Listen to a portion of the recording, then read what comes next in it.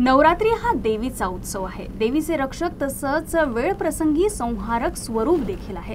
आज महिलांच्या सुरक्षेचा गंभीर प्रश्न आहे। महिलांनी विशेषतः तरुणींनी सक्षम व्हावं या हेतूनं अकोल्यातील एका सामाजिक संस्थेनं पुढाकार घेत नवरात्री निमित्त युवतींकरिता लाठीकाठी प्रशिक्षणाचं शिबिर आयोजित केलं।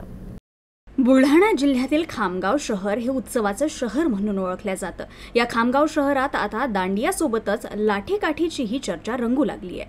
नवरात्री उत्सवात खामगाव शहरात जवळपास 1-1.5 महिन्यांपासून विविध मंडळांच्या वतीनं गरबा दांडिया प्रशिक्षणाचं आयोजन करण्यात आलं होतं।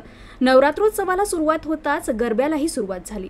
दुर्गादेवी मंडळांसह शैक्षणिक संस्थांमध्येही द्विदिवसीय गरबा महोत्सवाचं मोठ्या धूमधडाक्यात आयोजन करण्यात आलं, तर काही ग्रामीण भागातही दांडिया आयोजन करण्यात आलं। युवतींसोबतच युवकांमध्येही दांडियाची ओढ दिसून येते।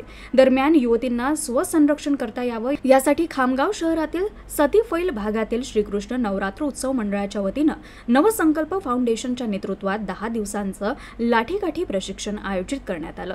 समाजव्यवस्थेत युवतींवर होणारे हल्ले व तिच्यासोबत होणाऱ्या गैरवर्तणुकीला आळा घालण्यासाठी प्रत्येक युवती सक्षम व्हावी यासाठी लाठीकाठी धडे या भागातील युवतींना शिकवल्या जात आहेत।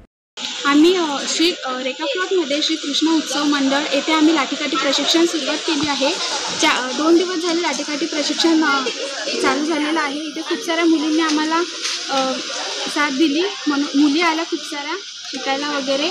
सो आमचा नवसंकल्प फाउंडेशन यांचा एकच उद्देश आहे की गरबा दांडिया न खेळता लाठीकाठी खेळा। असं नाही की गरबा खेळू नका असा आमचा बिलकुल उद्देश नाही आहे, बट तुम्ही लाठीकाठी प्रशिक्षण पण घ्यायला हवे।